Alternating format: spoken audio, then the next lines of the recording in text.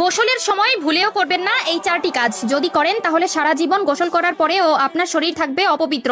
আপনার করা নামাজ, রোজা, তাসবিহ, তাহলিল, এমনকি আল্লাহর দরবারে করা কোনো ধরনের দোয়াই কবুল হবে না। বিশেষ করে যখন আপনার উপর গোসলটি ফরজ হবে, তখন তো কোনোভাবেই এই কাজগুলো করা যাবে না। কেননা গোসল যদি পবিত্রভাবে না হয়, তবে একটানা 70 বছর আপনি নামাজ পড়লেও সেই নামাজের মধ্যে এক ওয়াক্ত নামাজের ফজিলতও আপনি পাবেন না, এমনকি আল্লাহর দরবারেও তা কবুল হবে না। বিশ্বনবী সাল্লাল্লাহু আলাইহি ওয়াসাল্লাম বলে গেছেন, গোসলের সময় মারাত্মক কিছু ভুল করার কারণে ব্যক্তির করা আজীবনের নামাজ আল্লাহর দরবারে কবুল হয় না। তবে ভুলগুলো মারাত্মক হলেও দেখতে দেখায় সামান্য, তাই নিজেকে একজন মুসলিম মনে করলে এই ভুলগুলো কখনোই করবেন না। কেননা গোসল আমাদের পবিত্রতার একটি অংশ এবং ইসলাম ধর্মের যে কোনো কাজ করতে হলে পবিত্রতা আবশ্যক। কি সেই চারটি ভুল জানতে হলে না টেনে দেখতে থাকুন সম্পূর্ণ ভিডিওটি এবং ভিডিওটি ছড়িয়ে দিন আপনার সকল মুসলিম ভাই ও বোনদের মধ্যে, যাতে করে তারাও এই ভুলগুলো থেকে নিজেকে শুধরে নিতে পারে, যাতে তারাও জীবনের গুনাহ থেকে বাঁচতে পারে। প্রিয় দর্শক,